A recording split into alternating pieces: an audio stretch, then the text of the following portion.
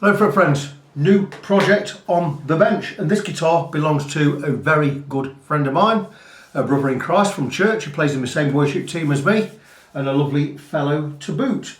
And this is his Tokai Explorer, based on a Gibson Explorer. Beautiful guitar. The serial number doesn't give anything away. Don't know what's wrong with it. I do know the action's quite high, in fact it's very high. So I know that wants sorting out, which I'm going to do. I imagine it may need a little bit of fret fettling, but it certainly does need a setup. So that's what I'm going to be doing. What can I tell you about it? Made in China. That's it. That's all I can tell you. Jumbo frets, rosewood fingerboard it looks like, probably mahogany body, glued in neck, very nice, orthodox Explorer shape, volume, tone, should be neck volume, bridge volume, master tone, three-way switch, in the middle both pickups on, down, bridge pickup, up, neck pickup. Beautiful looking thing.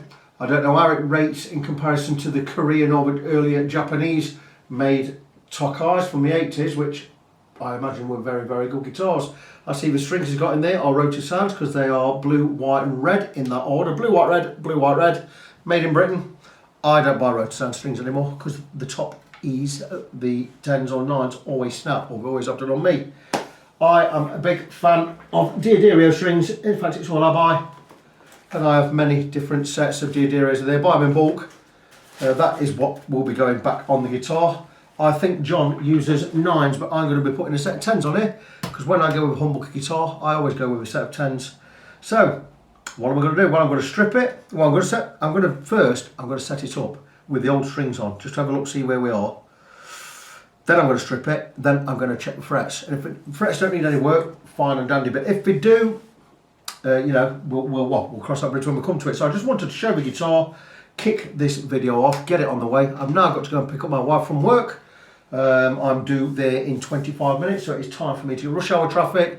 It could take me 15 minutes to get there on a good day, but rush hour, 25 minutes, whatever. So I am off. I will come back with an update on this guitar very soon. Welcome back, fret friends. Right, we have Jono's guitar on the bench on this fine day. It's just gone 8 AM in the morning. It's a beautiful day. And we're going to crack on. I've been talking to John about this guitar, and we have decided to give it the full works. He's having a complete fret skim and a setup. He says do everything that you could possibly do on that guitar to make it as good as it can possibly be. So that's what I'm going to do. I've been across with a fret rocker. There are 4 or 5, maybe even more, slightly rocking frets. Nothing terrible, but we're going to do the lot. We're going to re-profile all of the frets. We're going to make it pristine. One thing I'm not super happy with is the nut. I don't know if it's plastic or some composite or graphite. It does sit slightly inside the guitar, which is a little bit worrying. I may, if I have something in stock, if I've got a better one, I will put on a brand new nut on there. But we'll see how we go on. The nut is not that clever. I will be honest, I've just noticed it's not even sitting perfectly level. And I will come and show you. If it is made of bone, we shall leave it. But there it is. And it's not sitting perfectly level anyway. But I don't know what that is made of. It could be. Seems like it's a real hard plastic. So if it is a real hard plastic, we're going to change it, we're going to remove it. I will let Jono know, but we'll see that when we get there. So, like I say, going to get it all tuned to pitch. We're going to check the setup, check the intonation, check the action, get the neck right. Once the setup's done, it won't be a final setup, obviously. I always like to do it with the old strings on, just to get us close to where we need to be. And when it comes to putting the new strings on, chances are the intonation will be pretty close to where we need it. I just like to have some kind of idea. So I shall do that. The strings are pretty gnarly though. But I'm going to do that just as a matter of course anyway, get the intonation right. And then what we're going to do is we'll remove these strings, we'll remove the nut, we'll come back, we'll get the neck absolutely straight, and we will go across with a fret rocker and see what we need to do. But other little things need doing with this guitar. This neck pickup, for instance, doesn't sit absolutely level. It's sitting kind of at an angle. I hate to see that. It is really, it's one of these OCD things. You know, it's got to be sat right, it's got to be horizontal to the pickup ring itself. It's like they're mismatched like that and it's actually facing the wrong way. So we'll get that sorted out. I'll get the back plate off, we'll have a look at the electrics, we'll check what kind of pots we've got in there, what kind of capacitors we've got in there. Anything we can do to improve this guitar and get it up to a great spec, we will do. That includes a nut and the electrics. So I will crack on and I will come back and show you little bits now and again of what I'm doing and why I'm doing it. So you might as well watch this while I'm doing it. I've just intonated these two strings, the E and the B. The intonation on this guitar is all over the place, which, knowing Jono, means this guitar has never been intonated right since he's had it. Because I don't think he really knows much about stuff like that. Great guitar player. I don't think he's really into the technical side of things, though. In fact, I know he's not. So anyway, very sharp. Now, how I remember which way to move the saddle is on the 12th fret. If a note is sharp, which is 5 letters, I need to move the saddle the way I look at it to the right or away from the neck. And sharp has 5 letters, as does right. Now, if the note is flat, 4 letters, I have to move it towards the neck, which is left.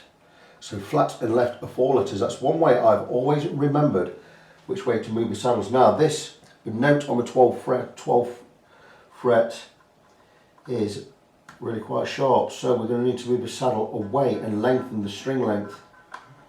Sometimes you don't have enough adjustment to do this, and if you don't, you have to turn the saddle around, but hopefully we'll have enough here. Now I'm going to be going from a set of 9 strings to 10s, but we just want to get the intonation in the ballpark area. And that's fine, we have enough adjustment there. That's that one done. D. Oh, D is spot on, that's good. I don't really like these tuners, they're a little bit jerky. Personally, I'd replace them. The A is fine.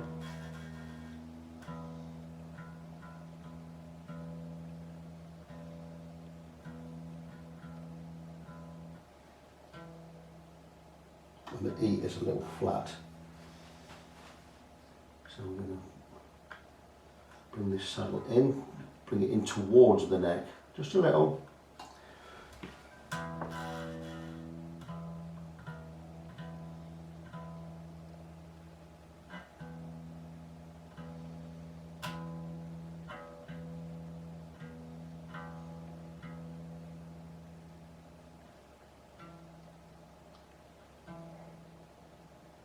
A little bit flat still, so we're going to bring it back a little more.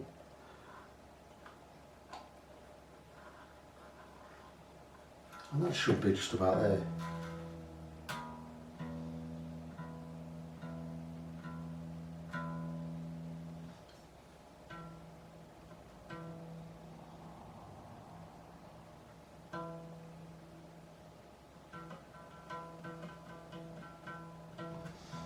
Gone flatter, very strange. I'll stretch the string. Guitars can be weird things.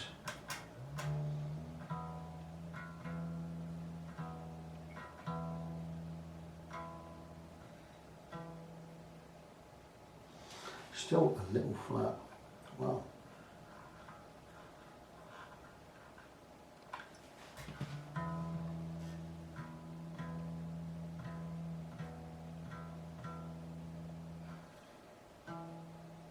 And there you go, we're there. So next thing I'm going to do is,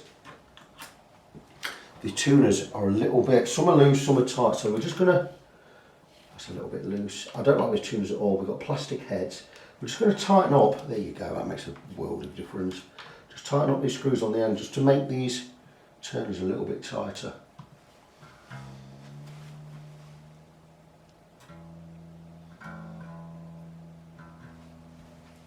That seems okay, we'll just give it a nip. This one is all over the place, it jerks, not very good at all. Just a little nip on there. This one's quite tight.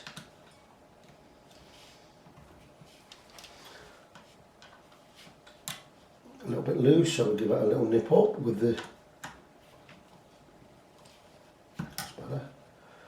They just feel cheap, which is surprising with Tokai, but the thing is, Tokai are not the company they were in the 70s and 80s. So there you go, that is done.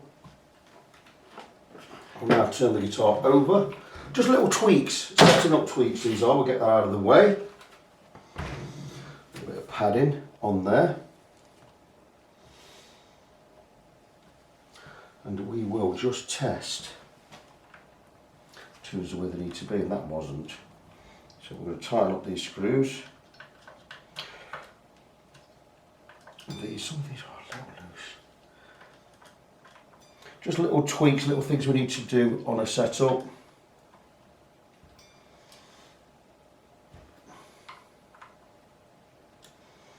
In the old days, all these would have been made of metal. Even these, the tuning, the keys themselves, these buttons. These are made of plastic, really cheap. Not very good at all. So once that is done, then we're going to come across again. Just little things we do. Should be 10mm. And we're going to tighten up. These are things to do just a matter of course, you know. Often overlooked, I imagine, by some people. The amount of times I come here and these are all loose. It's for tuning, tuning stability, they need to be tight. Not tight enough that you're going to dig into the paint, but tight enough that we're going to keep the tuner in its place. There you go, that's all done. So that end of the guitar is finished. Just little things, some things you don't show. It's like, for instance, I will come along, grab a large screwdriver, and we'll just come and tighten up strap pins. And there you go, that was a little loose.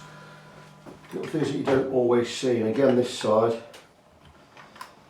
always take a long screwdriver because you get more leverage, and that, I've given that a good half a turn there. So that's the strap pins done. So now the next part of the process is I will be removing the strings. I'm going to get the back plate off, look at all the electrics, we're going to get this pickup out, and we're going to get this pickup level. I will show where this pickup is at, hopefully without smashing into the front window. There you go, you see the pickup there, it's leaning that way, wrong way, backwards. That should be level with the pickup ring, and it's not, and I like to get these things right. Back with an update shortly.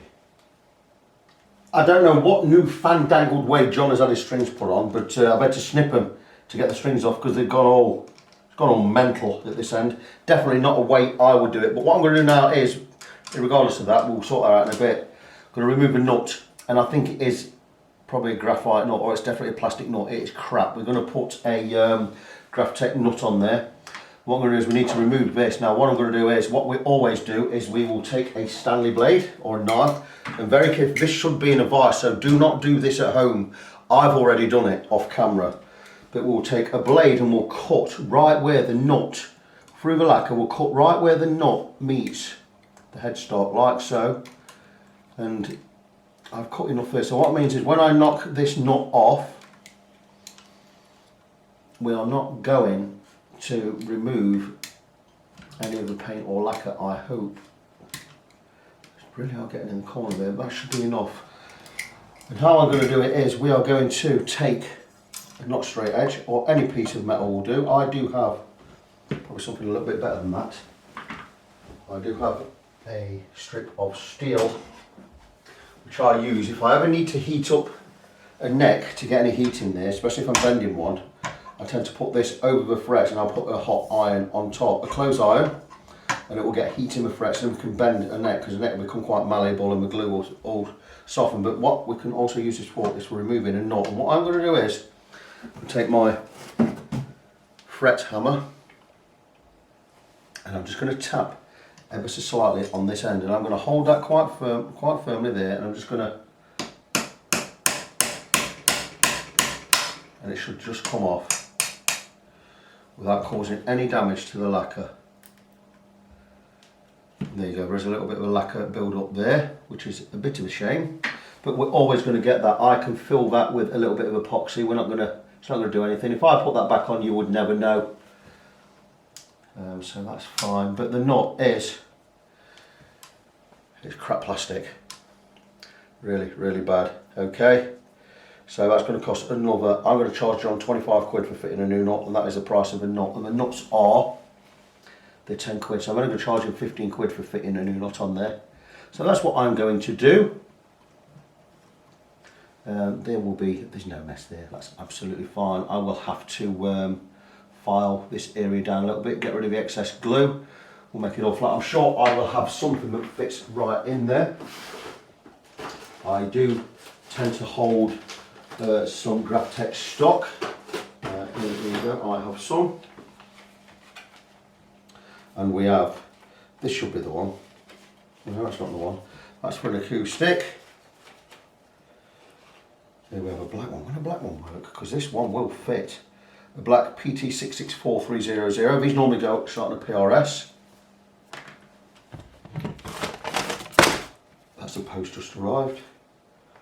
Again, a 6643, but normally goes on a PRS.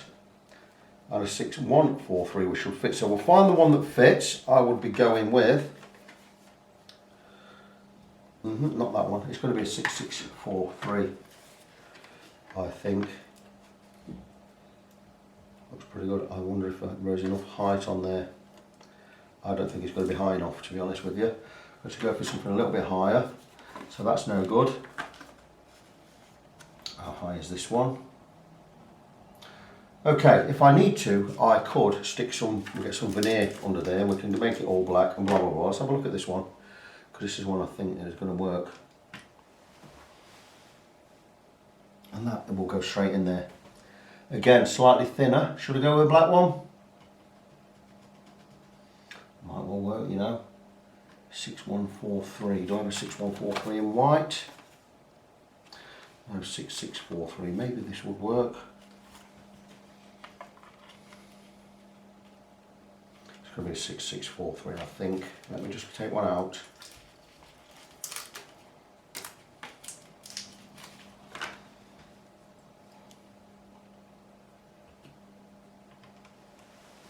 And that is certainly going to be high enough. Okay, we're going with this one. Brand new tussle. Again, sits slightly inside the guitar, but that's okay. Give us a nice spread on the strings. Just check that that spread is okay. It matches perfectly, doesn't it? We're going to go with a fatter knot. There you go. We're going to go with the GrafTech TUSQ, which is man-made ivory. Self-lubricating. We're going to go with that one on there. New knot. So there you go. Shouldn't take too much work. That's what we're going to go with. So I managed to get the string ends off. I've stopped bleeding finally. You don't know what it's about, you don't need to know. And we're now going to go down to the other end of the guitar, and we're going to have a look and see what is causing this pickup to sit incorrectly. So we're just going to remove the pickup ring. Get all these little knickknacks out of the way. And once these are done, we can move on to getting all the frets sorted out. Now the frets of a fingerboard are really quite disgusting. Quite grimy, very naughty John. I will bring you a close-up of the grime and all the crap I've got to deal with on this fingerboard shortly. But first, let's have a look and see why this pickup is not sitting evenly. And we can remedy that situation by bagging something underneath, normally a bit of sponge or something. So let's see why that doesn't sit straight. Well, straight away, there's not enough coil or enough wire spare. Now I've just released some of the flex. And that's it. That was that difficult. It is now fixed. I could, under there, stick a little sponge.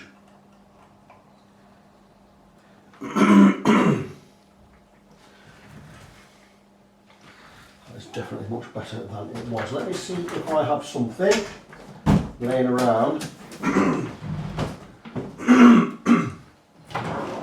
May have something in here. Straight away, straight in. A piece of this gubbins. And if we can get that underneath, that is going to help the pickup sit level. Straight in there, no charge for this. It's a bit of sponge, to be honest. Is that helping? I've got no idea. Not really, I don't think it's thick enough. Okay, and it is not thick enough. Right, let's stand it on this side. That should work.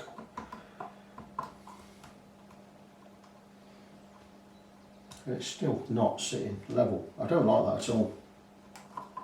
I would like to know why that is not sitting level. The screws are in a little bit skew with. That's as level as we're going to get it, isn't it? Right, it doesn't need the sponge under there. I would like to think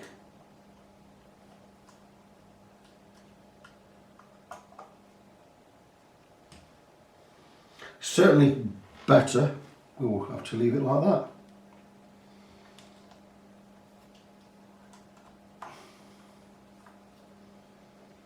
Got to get a piece of wood under there. I don't want to put a piece of wood under there because it's going to alter things. But it is certainly, now it's no more than 1 degree out, so that is certainly 2 or 3 degrees better than it was. So I'm going to leave that like that. It's the best we can do. Maybe they could do something with these screws, make them a bit thicker and make the lugs a little bit more so I could bend the lugs actually, thinking about it. I'll see how it sits once we've done all the other work. So now what I'm going to do is make sure these are just tight in out of the way. We've got to alter all of that later anyway. No need to take the pick guard off, but what I do need to do is I need to turn the guitar over. We need to go and look inside the control cavity and see what's see what the story is in there. 2 screws, guarantee those will be loose. I knew that one would be loose. We just always seem to be loose on these things, so we are going to plug those holes and re-drill. Just little knick-knacks. How are we going to get that out with cord without damaging when you can normally just get under it this way. Don't want to damage anything. Okay, that's not having it that side. There you go. What absolute tripe. Sorry, someone's had to go here because one of the wires is chewed up. Just little weedy, I hate to see this.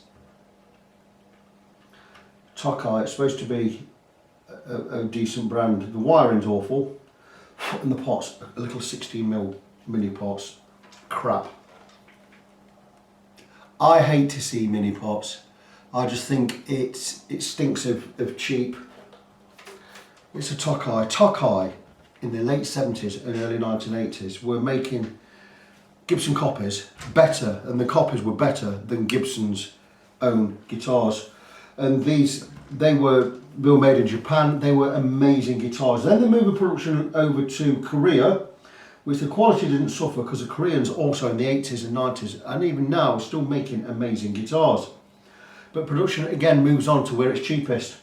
And it's what they've done with Tokai and Epiphone and blah blah blah. And I'm not saying all Chinese guitars are crap, because they're not. I've had some fantastic Chinese made guitars, but they are not in the same league as the Koreans, and certainly not in the same league as the older Japanese ones. That wire's a little bit chipped in there, we'll put a little bit of blue tape on that. So it's all about cost nowadays, not about quality, which is a crying shame, because I try and do quality work in my workshop. You know, I could not cheat anyone. It just wouldn't sit right with me. I'm a Christian anyway, but that doesn't mean a lot of things to a lot of people. That's fine. It's all fine and dandy.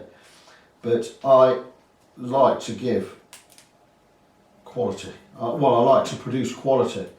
And I know I'm not the cheapest, but that's not the point, you know. And it's not you get what you pay for. It's just I really, really take my time.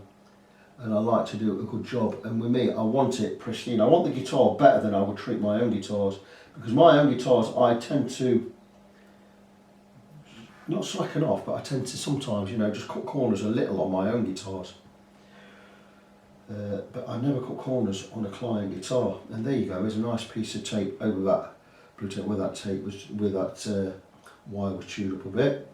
It's been hit with a soldering iron, so whoever soldered this has done it by hand at the Chinese factory. And again, cutting corners. Crap little 16mm pots. Would a full size pot fit in there? I'm not going to change the pots because they work, and they work okay. But I would have thought at some point in the future You won't get, will you get one in there? I don't think you'll get a full-size pot in there. You would, it would be a tight squeeze. We could do it. One there. Wow, that was so tight. One there. We could get these in. We could always upgrade in the future. As the guitar's working, I would leave it. I would have thought, I'd have said to Jono, if you want this no holds barred, absolute go for it, upgrade everything, I'd be upgrading the electrics, the tuners and the pickups. This would be probably a £400 guitar brand new in its day, and it's a lot of money for a guitar of this quality really. Not that it's particularly bad quality, it's just not a plastic nut, 16mm pots, just cheap crap. These pots are about 30p each. These tuners, £2 or £3. You could have stuck much better tuners on there for another £10. It's just, I'm nitpicking in a way, that I'm nitpicking at quality, and our quality has deteriorated and degraded over the years. It's all about penny pinching and keeping costs right down, which I understand. If you're a business, you're going to want to do that, but not at the expense of quality on a musical instrument. This is John's #1 guitar, and I'm sure he paid a pretty penny for it, and it looks fantastic, but it doesn't hold a candle to my Edwards Explorer, which cost me, the guitar itself was £600. Now with upgrades and a respray and everything I've had done on it, it stands me with the case and with the import duty and the shipping, it's cost me near enough £1,400. But the guitar itself was £600. Now it's had a lot of work, it's had a complete refinish, but it blows this out of the water. And mine is an absolute one-off. There's not another guitar like it on the planet, which means in the universe. So my guitar is an absolute one of a kind, and £1,400 it is not expensive when you look at it like that. But why not stick some full-size pots in there, and why not put some decent tuners on there?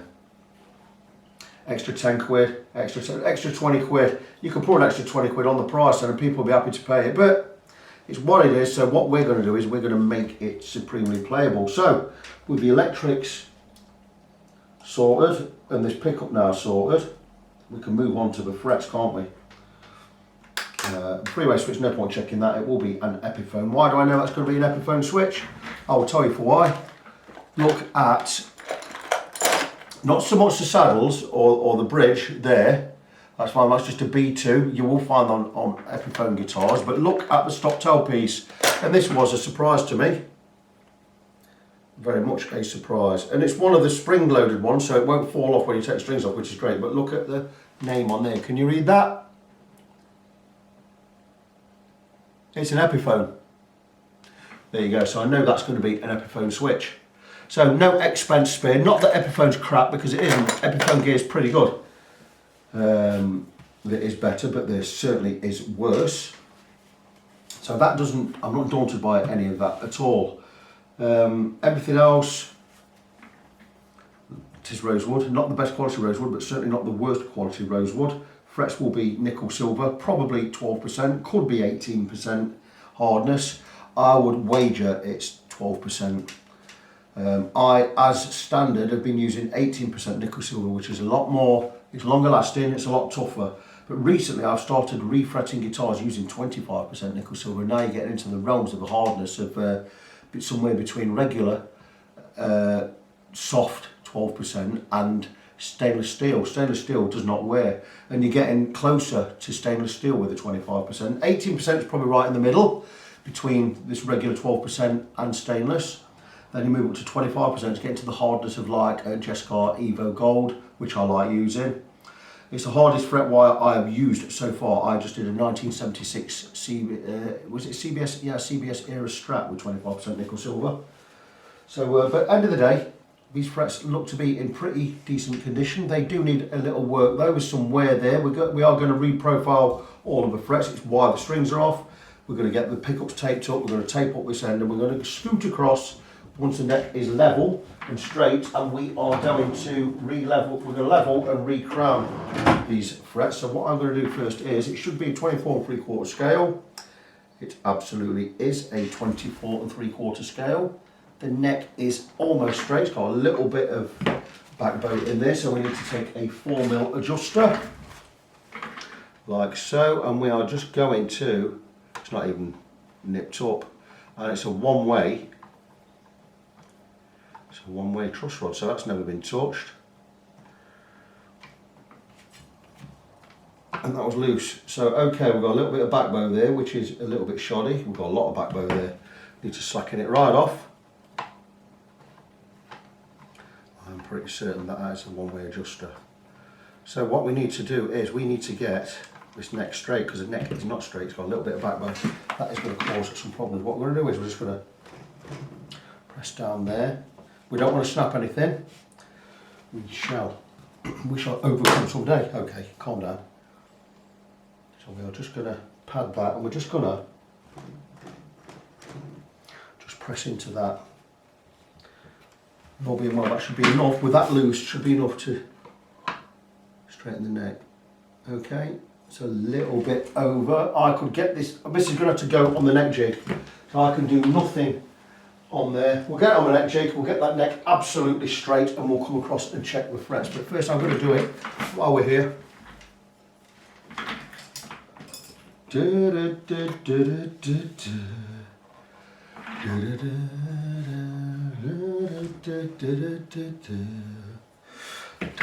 I'm just going to move that camera ever so slightly. I've got the camera in a position now where I can just move it up and down, and that should be enough. Okay, so we're just going to scoot across the frets. This will be going on the neck jig, so it's going to be a bit more time consuming. The frets in themselves are pretty level. I think I did this off camera. But we are going to reprofile the lot. That's a high one. Frets was high.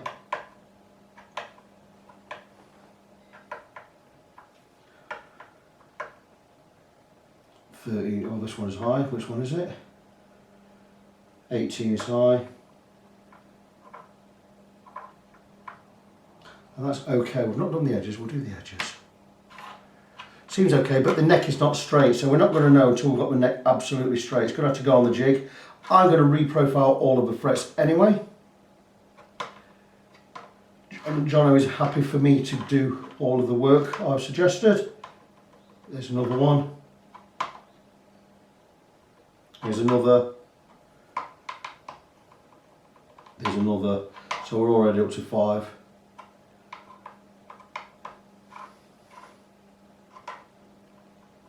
That's another.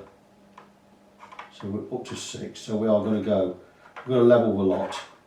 We're going to reprofile the lot. I'll explain more about what that means and what we need to do when we get it all jigged up. I've not used a neck jig for quite a while. The neck jig, which mine is based on the Stumac. Yeah, there's another one. So we've got 7 or 8 frets high there. It's based on the Stumac neck jig, which would cost me almost £1,000 to import, and the neck jig itself only costs about $400, $500. So that is abysmal. I'm not paying all that import tax. So I made my own.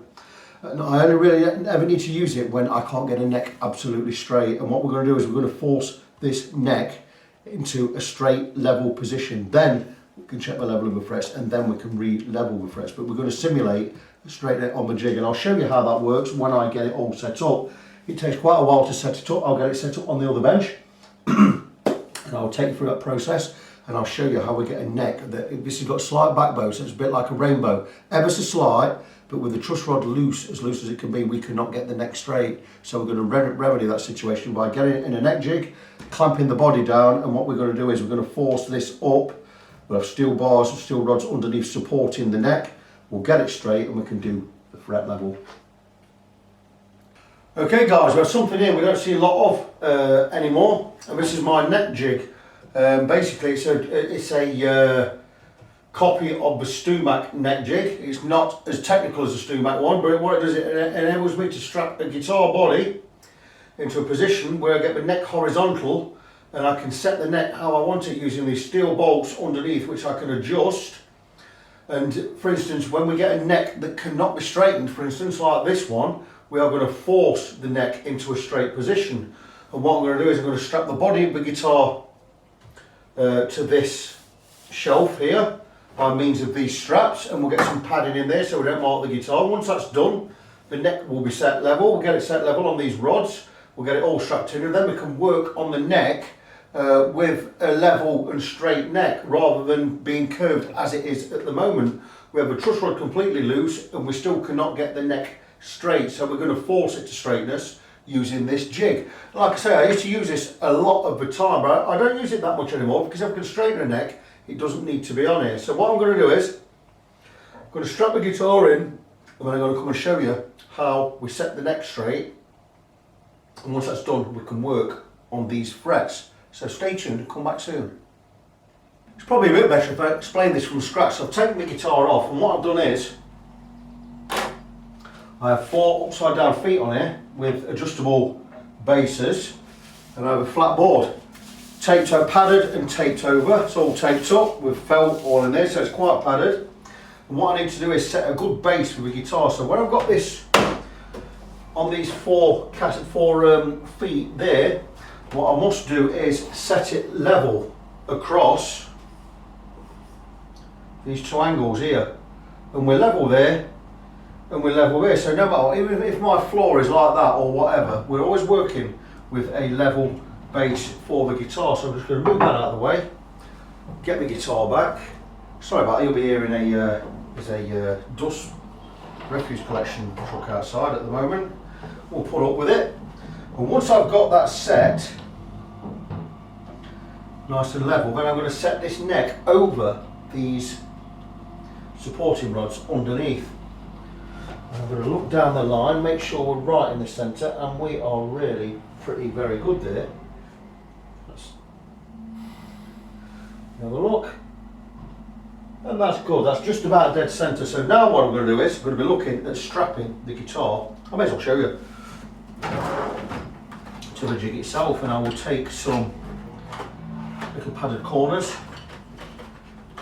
I have plenty of these knocking about, more than I need actually. What we're going to do is we're going to strap the guitar in. So what I would do is take my first strap, I'm going to strap it behind this pickup, and we're just going to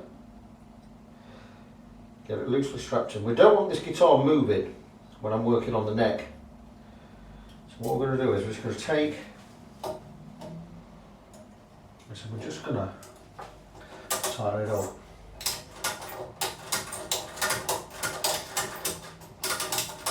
We'll go a little bit loose to start with. Don't need to tighten anything yet because we need to get this guitar where I want it. And that's a little bit more where I want it to go, but that's okay, that's fine. I'm going to take a couple of padded corners here because we don't want to mark the guitar, and I want the guitar strapping here next to this pickup. So once that's done and where I want it to be, I'm going to pull it round, and you see what I'm getting at here, and there, and that's it.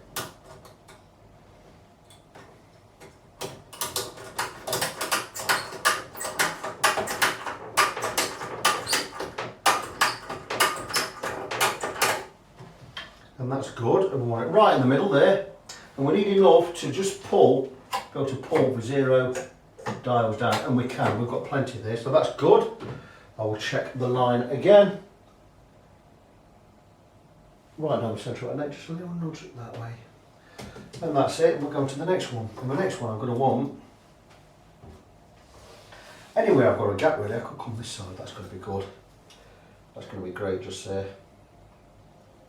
And what we need is we need to get it strapped in, nice and firm, and that's a great place.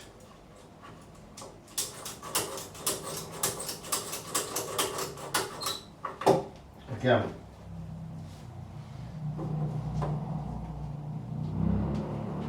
just so we don't mark the guitar. You could use cardboard, I suppose, if you had it.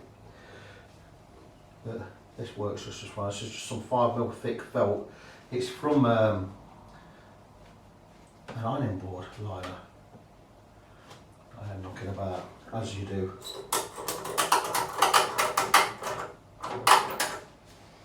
And there you go. And that's enough. And we have that guitar now solidly set in its position. It's not going to go anywhere. And the next part is I'm going to just make sure we're central first. We could do, we're going across just that way a bit. there. And that's nice. And we are central everywhere, and that's great. So that is not going to move now, but nice and central. We've still got adjustments on these poles here, get them right down, like so, and we still have adjustments on the dial. So I'm going to zoom in and I'm going to show you how we're going to set this neck, and this is the tricky part. So let me just want to be there.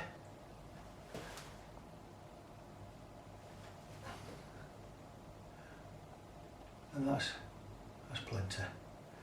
And we're enough there. Yeah, we've got the whole guitar there. So you can see enough there.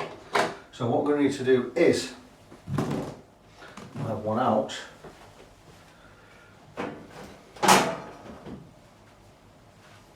Get this neck set straight. And at the moment there's a little bit of backbow in there. Not too much.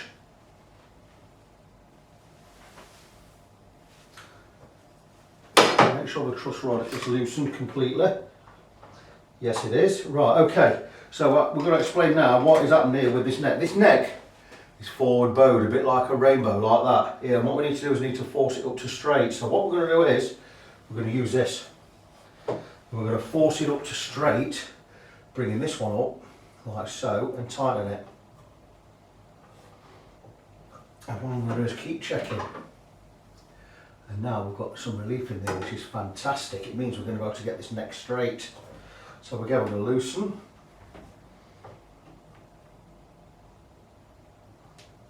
Just keep checking until we've got it straight.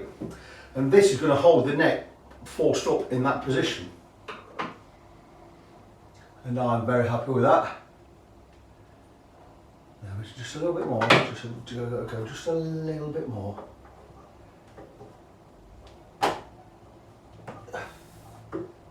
We go up to there, that should do.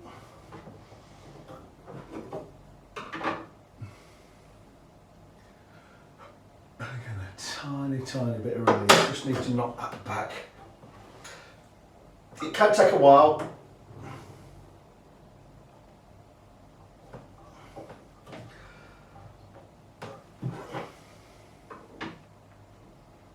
There we go. I'm happy with that. That is a level neck to me. A little bit of roll off on this end.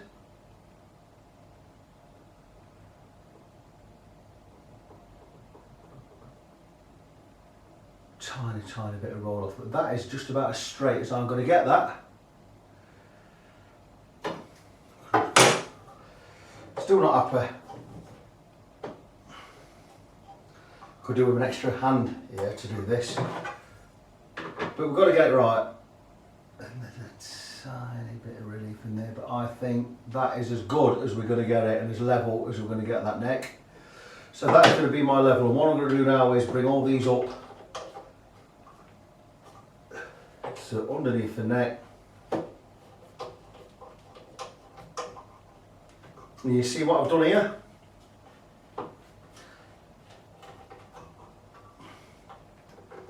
And the neck is now fully supported underneath with these 1, 2, 3, 4 steel rods. The neck is now level, under force might I add, but it's the only way I can get it level to work on it. I'm going to check again. I am very happy that that is level. And now I have a level surface to work with. Where the neck was slightly bent over this way, a bit like a rainbow, I couldn't get it straight. We now have these steel rods underneath with the guitar securely or secured to this shelf. The guitar's not going to move, the neck is not going to move, especially when I start snip this on as well. And I can also guarantee that the jig is not going to move because I'm going to clamp the jig to the table. So let us go with this. Sorry if I'm not showing you anything at the moment, I just need to get completely out of the way. So what I'm going to do with this is just take that over there, come inside, and this is just going to hold the neck in that position.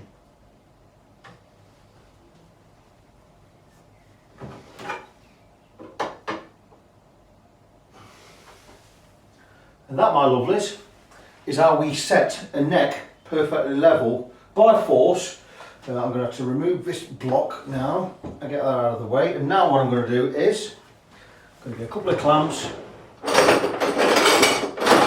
that one, and actually I don't know what I can use at the moment, so I'm just going to put one clamp at this end. Because all the clamps are being used on another job, which I'm going to sort out in a moment. I'm just going to clamp this end.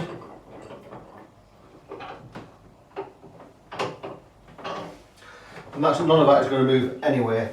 Maybe I could get a shorter clamp there. But it doesn't matter, I'll get that clamped up in a bit anyway. So now, all I need to do is I'm going to tape up this neck, tape up all of this area, and I can go across with a flat file or a radius block, radius beam, or a leveling beam, and we're going to level all of these frets.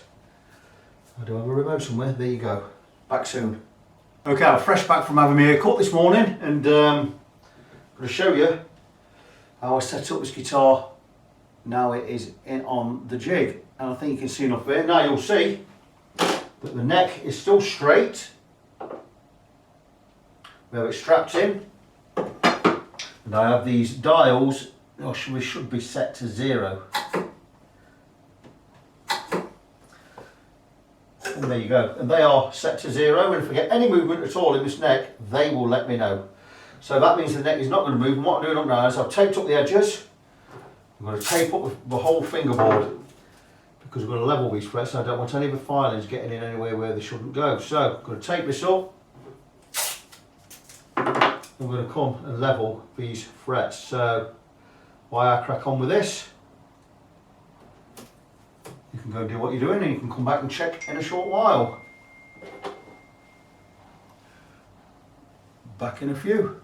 So we're ready to go to work on these frets, and I've already done a little bit, and if you've not seen this before, it is a leveling beam. These edges, it's 2" by 1" steel. These two edges, this one and this one, are milled absolutely flat. It cost me a pretty penny, this. And on this side I have 240 grit sandpaper, it's in fact emery cloth, and this side is 400, and to remove the main material I go with the 240 grit, and I'm just going to take a brush and clean it off, because you can brush it off and you get a good few levels out of this. But anyway, what we do is we pen the top of the frets and we file across the top, and I'm going to just zoom in, get much more of an idea if you can see what I'm doing, and let's see how close we are with this. There you go, it's close enough. And it's a matter of let the beam do the work, the leveling beam. You don't need to press on. And what we're looking at doing is removing all the pen. But all the pen's already gone off there. Now, I did a little bit of that earlier, so what we're going to do is we're going to brush off dust, and we're going to pen all the frets again until we've got them level. And now I'm going to take more care to see that we've got them level, and if we have, job is good. Now I could only do this on the jig because there's no other way of getting the neck straight, and there was quite a pronounced wobble on these frets once I got the neck straight, because it's probably the frets have been levelled with the neck not straight, and that down the line is going to cause problems. So what I'm going to do is get the frets level with each other with a straight neck.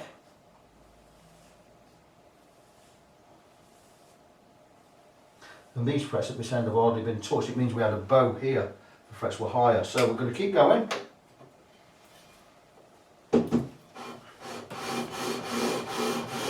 And now we're removing material from all of the frets.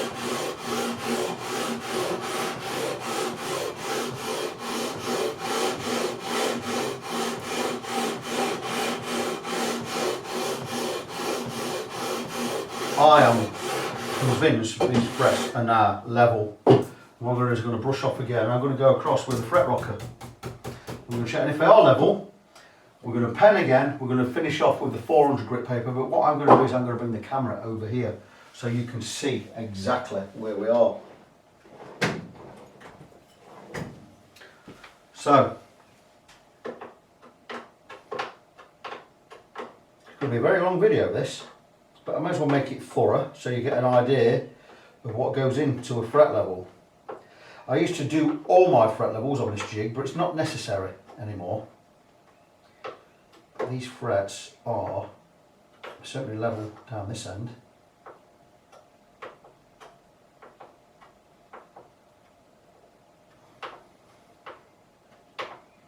Some of these are really quite flat now, especially where I am with this fret rocker at the moment. You know how a fret rocker works, it has 4 lengths, 4 edges on there, they're milled perfectly flat, so when I check the frets I always do 3 at a time, and if we get a rock, the one in the middle is high. Very self-explanatory, very easy to understand. That is really good. So what I'm going to do is I'm going to move the camera over here so you can see. And those frets are level, but I'm going to go with a red pen so you can see exactly what is happening. So let me move the camera and we'll crack on. So probably not the best angle, but it's the angle I'm giving you. And what we're going to do is red pen over top of the frets, and you can see how they're flat now. There's probably just enough left on there for me to recrown.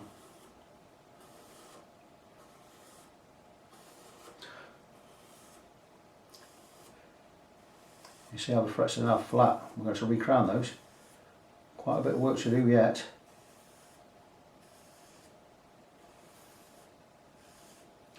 We'll have a new nut going on here as well. So this guitar is having a lot of work, but it will play better than it's ever played. It'll play like butter when it's done. So there you go. So the frets now all penned in red. I'm going to take the 400 grit. And if these frets are level, we should remove all of this pretty quickly. The good thing about a 400 grit as well, it's also going to smooth off these scratches we've now got in the frets. So let's just there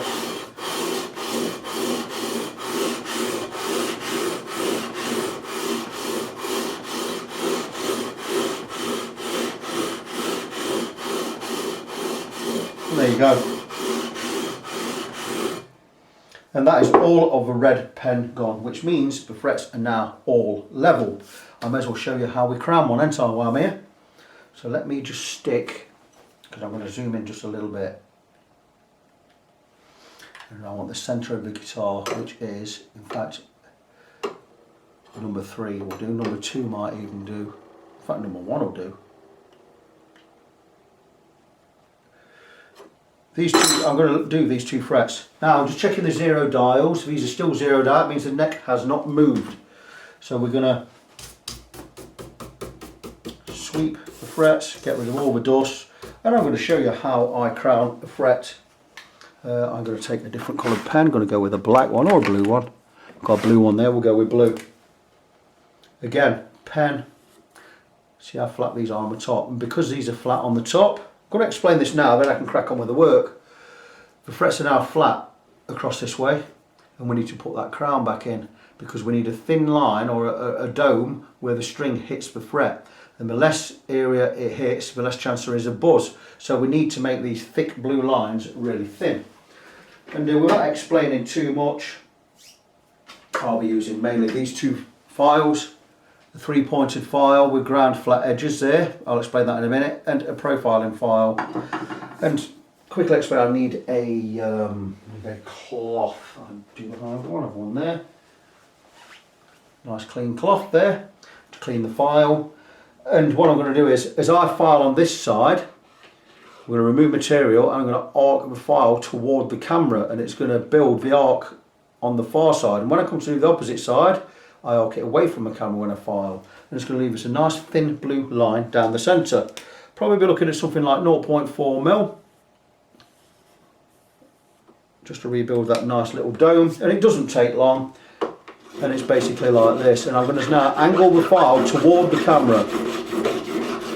You may be able to see from where you are, but I'm now removing material and creating that crown. I'm going to come this side now. angle the file away from the camera. And we are rebuilding that crown. And there we are, we've just about got it done.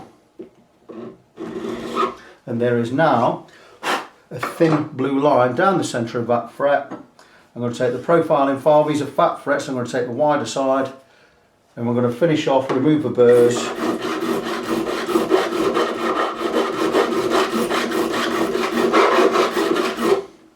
And that fret now, where it was flat on the top, now has that beautiful crown. I have 21 or so more to do.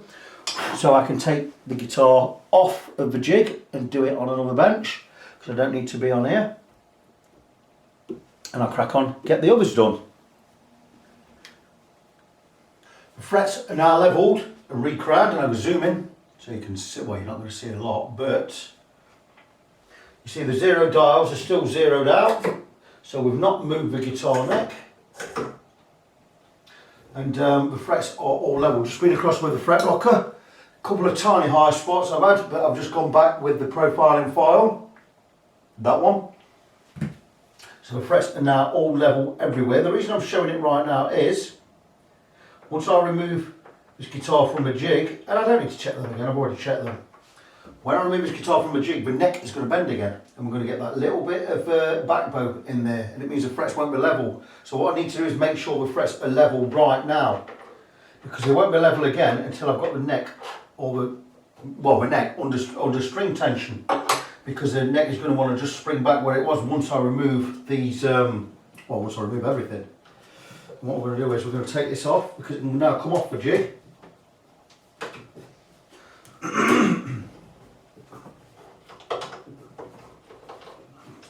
Remove the tension from the supports, and there you go, the 0 dials, we've got any wire, we've got miles out of it. And then now the neck, I know, will not be straight again. Let me get a,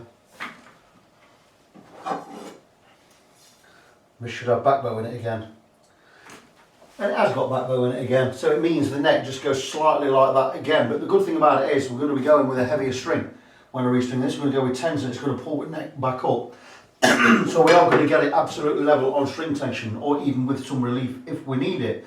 So that's going to work fine. The only reason I made sure we're level on here is I can't check my level again now, and I'm going to have to trust what I've already done is spot on, and I assure you it is spot on. So here we go. I'm going to remove these clamps, straps should I say.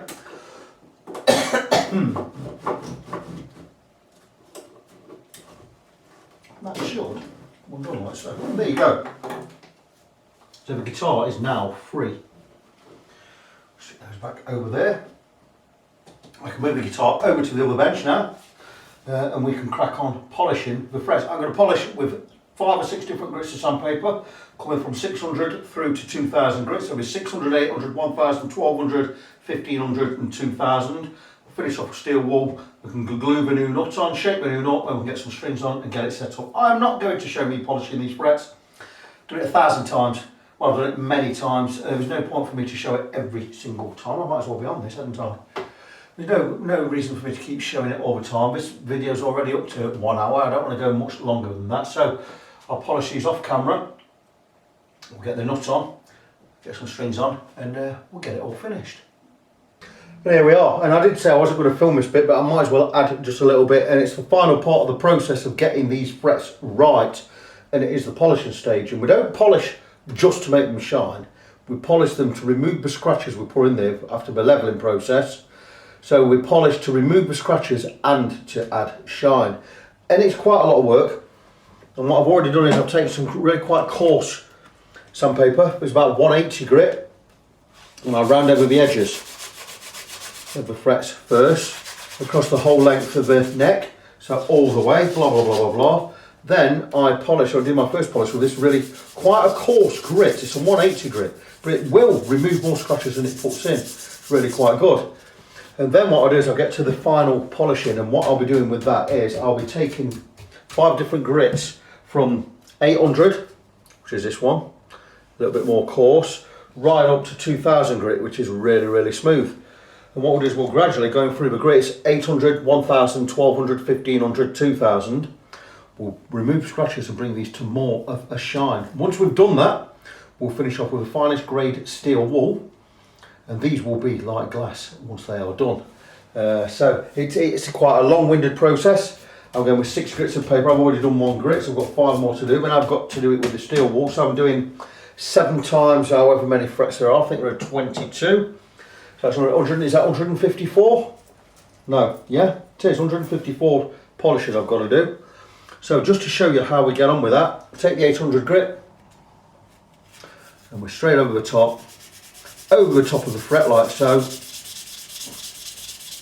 and into the corner. So each side, get into that corner, and this side, get into this corner, press right in, and again, back over the top. And that is it. And I have 153 more of those to do. So I'm going to crack on with it.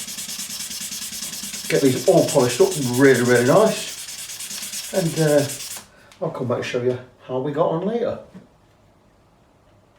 And here we are, right at the end of the fret polishing procedure, and I've been through with 6 different grits of sandpaper, blah blah blah blah blah, which is all there. Now going through with the finest grade steel wool, which is grade 0000. It's just a matter of whizzing over the frets, giving them final polish, and they're going from a glazed, murky look to an absolutely beautiful shine. This doesn't take a lot of work with the steel wool because it rips off any grime straight away, and it's becoming an absolute treat. There will be glass-like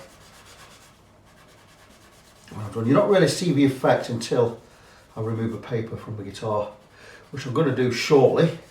But then what I've got to do is I've got to build up the nut shelf area to take the new nut, and on removing the last nut it took a little bit of the lacquer with it, paint with it, as they normally do. And I'm going to build that area up again with some epoxy glue, and once the glue is almost dry, I'm going to place the nut on there. So any squeeze out will get all cut off anyway.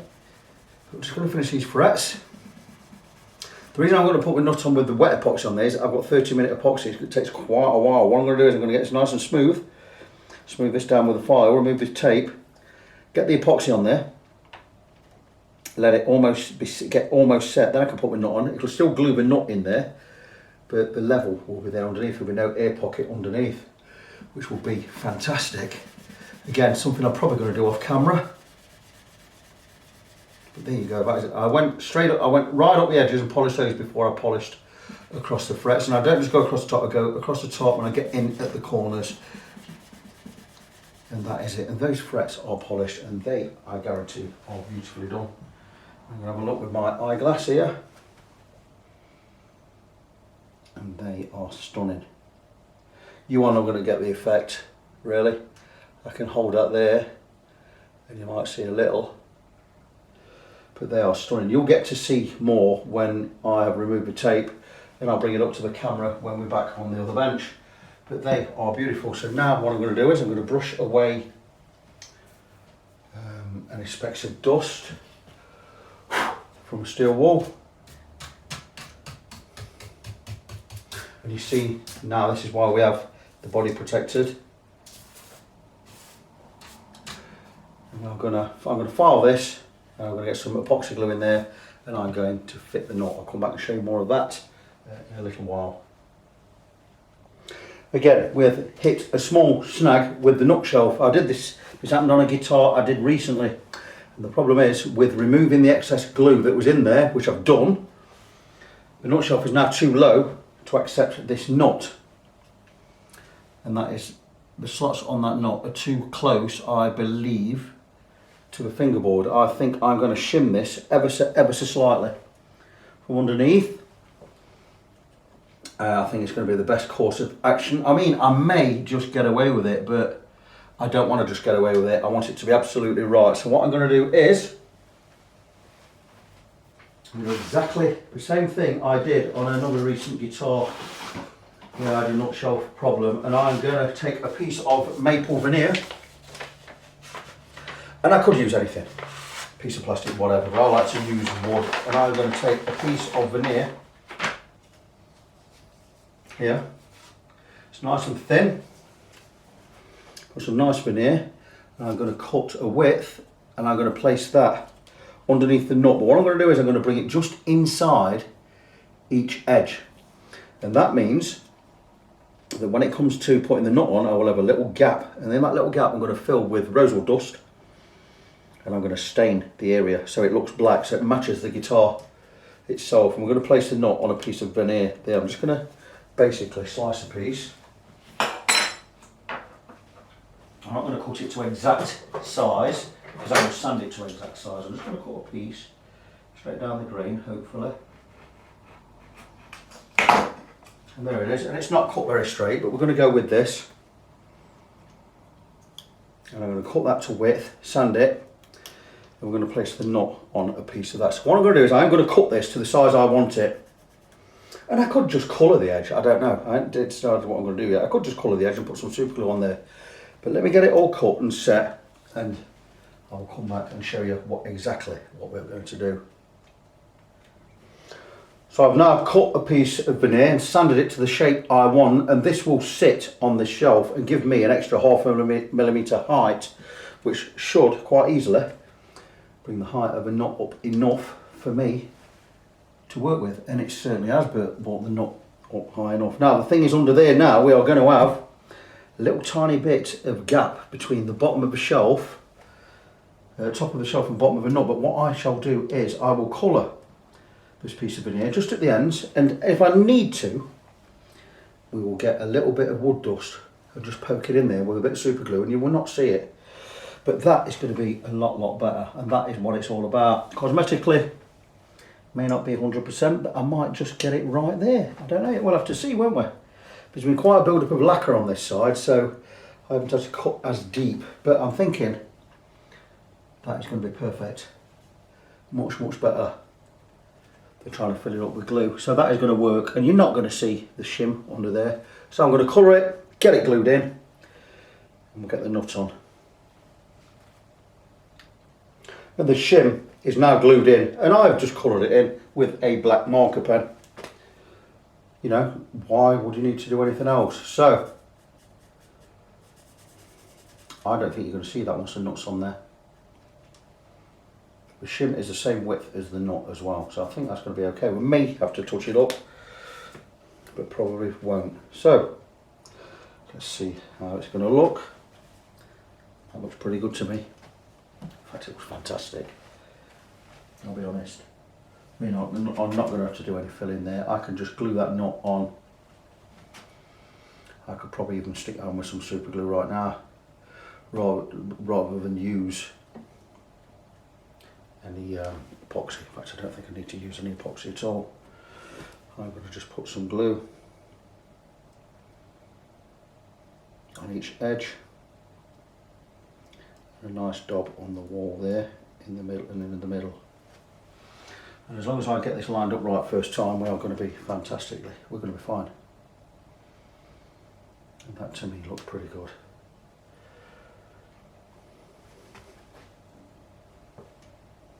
And that is fine.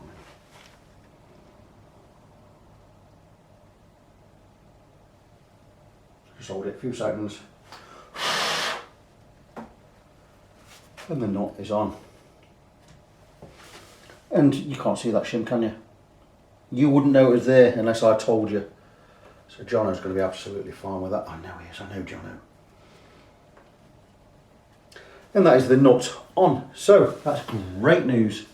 We certainly have enough height there. I will have to reshape the nut with the strings on. Probably have to cut these slots a tiny bit deeper, but that is beautiful. So what I've really got to do is remove this tape. And this is what's good about putting that piece underneath, because I can bring it all up in one go, and I should just be able to peel straight over like so. And now you're going to get the benefit of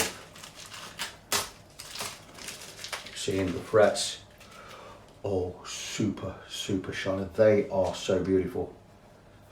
That's fantastic, and this is the best part of this job, is peeling off this tape. So going to get all the tape peeled off.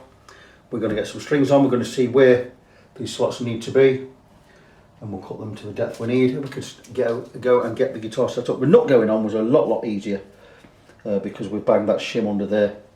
I didn't envisage having a shim under there, but sometimes when we go over shim it just makes the job a lot easier. That doesn't need any touching up or any finishing at the sides. John will be pleased with that, and the guitar is certainly going to be future proofed. So just about getting toward the end of finishing this Tokai Explorer.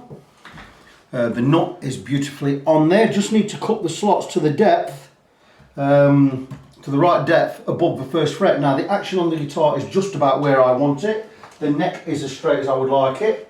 Now, as I explained earlier, with the neck not being straight, having a slight back bow when not under tension, with the strings now on tuned to pitch, it has now pulled back, and we have a little bit of relief in there. We have just the right amount, I'm thinking. And let's have a look at the height of the strings. Okay, we're a little bit higher than I would like. I'm just going to drop that bridge just a little. And now I think we'll be just about where I need to be. I'm looking at 1.75 at the 12th fret. Okay, we're a little bit lower than that now. Go back an eighth of a turn, that's beautiful. Let's look at 12th fret under the high E, and that is very high, 1.75, we don't want it that high. Looking about 1.5. Sorry, I know you can't see where you are, just take my word for it, I'll show you all this later. Okay, still a little bit high.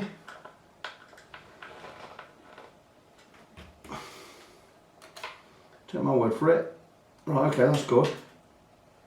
A little bit low on the bass side. But I'm thinking, there you go, just about where I want to be with the neck as straight as I want it. Just a quick tune, just get it up to pitch, a little bit flat.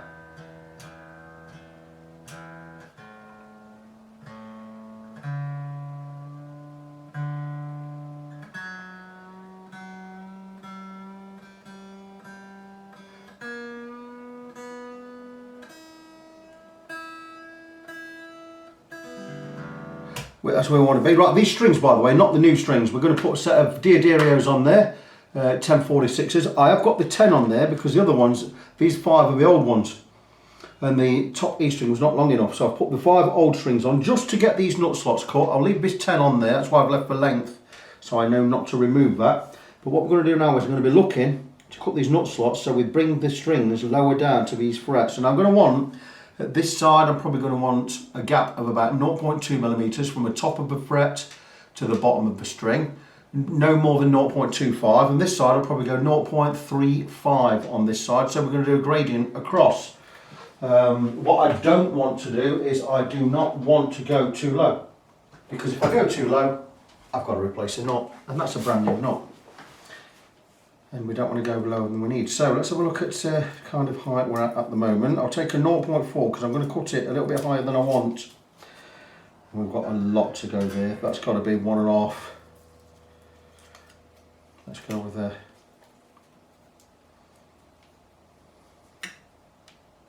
I'm going to say that's about 1.3 mil there. And we'll soon find out. We'll bring these two together, 0.9 and a 0.4.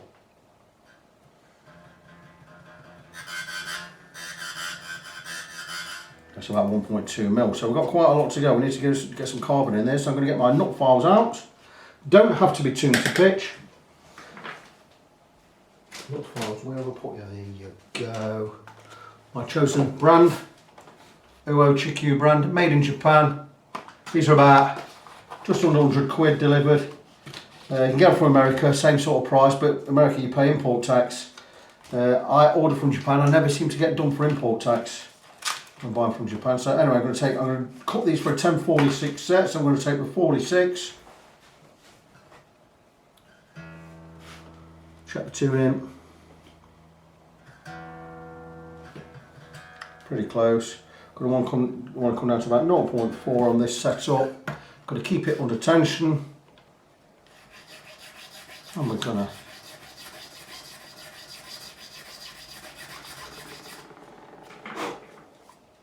doesn't seem to be cutting anything. Price of these files, it wants to be. But we'll keep checking.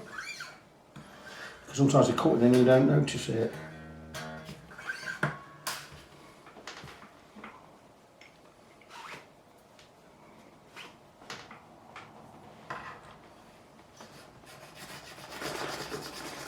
Unless these files are rubbish and they're not real, that is a possibility. Let's not rule that out.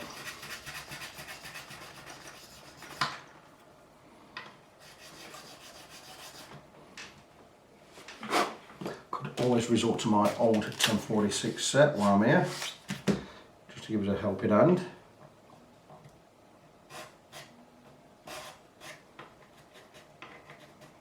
This is my Hosco set.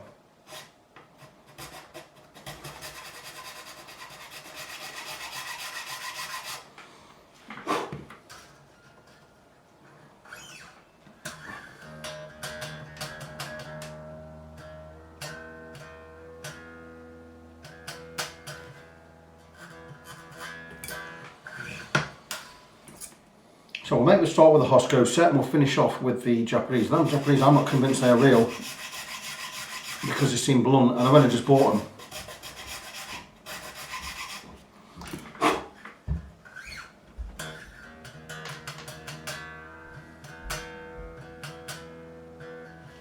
So you see where I'm going with this, and that's just about there.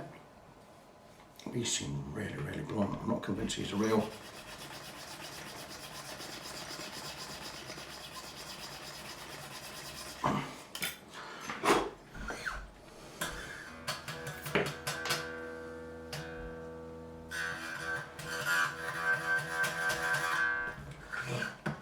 Just about where I want it to be.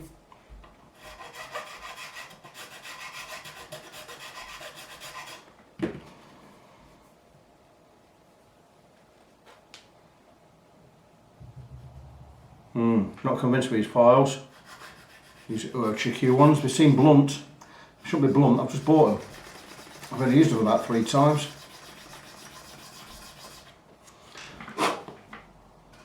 Oh well, let's just soldier on, get them done. And that one's exactly where I want it to be, so I'm going to move to the next one, which will be a 36. I'm going to go with this. My Hosco ones, which are still sharp after 2.5 years. See how high we are. Very high.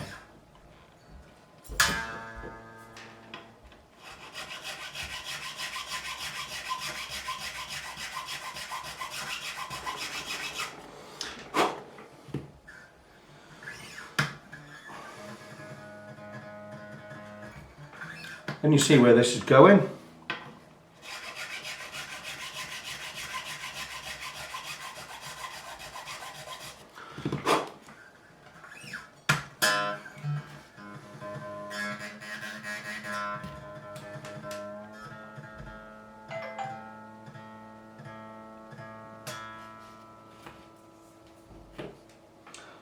Take 36 out of here. Maybe these files just want cleaning because I've not cleaned them proper since I've had them, so this one feels short, 36. So let's just have a look. And that's cutting fine.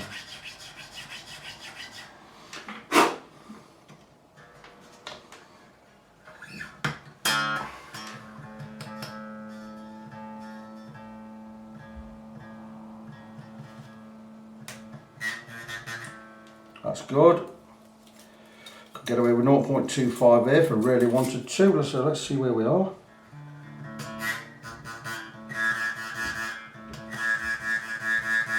About 0.2, that's good, I'm happy with that. I can go 0.2 all the way across. So very good, so I'm going to move on, get the next 4 done. Once they're done, I'll shape the top of a knot, we'll get the new strings on, and the guitar will be good to go. And here we are with the guitar all finished. And it wasn't without problems. The biggest problem with this guitar was the neck is not straight with the strings off and the truss rod loose. It has a back bow. And if you remember, I had to clamp it against itself in the neck jig to get the neck straight enough to work on to level the frets. And even now the neck still has that curve.